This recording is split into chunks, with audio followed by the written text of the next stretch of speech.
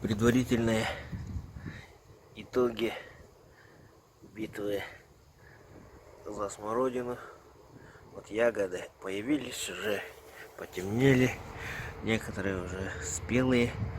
Это сегодня 9 июля. Ну вот один куст все-таки умер.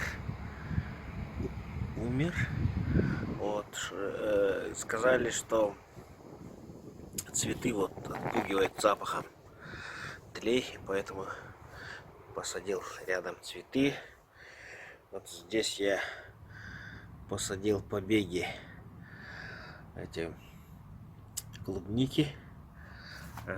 Усики клубники посадил, но посмотрим, вырастут или нет. Вот здесь урожай определенный есть. Здесь усики клубники вот посажены. Так вот смородина.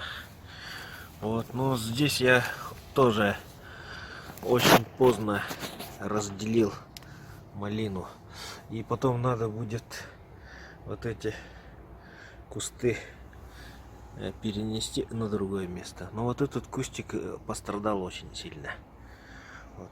В прошлом году был главный урожай, а в этом году уже нет. Вот. Ну, этот кустик, видите, есть еще плоды. Вот некоторые уже зреют. Вот. И вот этот тоже посадил бархатцы.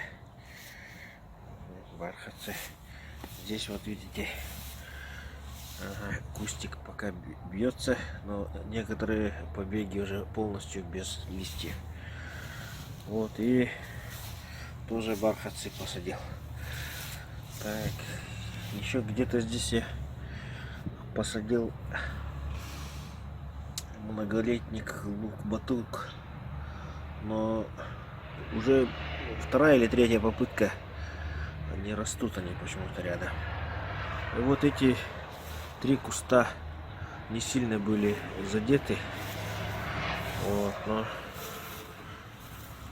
дай бог здесь будет урожай. Вот. Ну, пока такие предварительные, да, итоги борьбы за урожай. Ну, посмотрим. Опять надо косить траву. Уже видите, как опять выросла. Вот, ну, такие итоги. Вот вчера еще раз пролил от муравью. И еще раз планирую обработать лекарством от тлей. Еще надо, наверное, золу с дачи привезти, тоже посыпать. Вот здесь вот бархатцы, так. И здесь вот я посадил лук, но, по-моему, опять не вырос. Потому что сказали, что от запаха лука батуна тоже тли не заводятся. Ну, пока так. Пока предварительный итог. 2 куста потерян. Спасибо за внимание.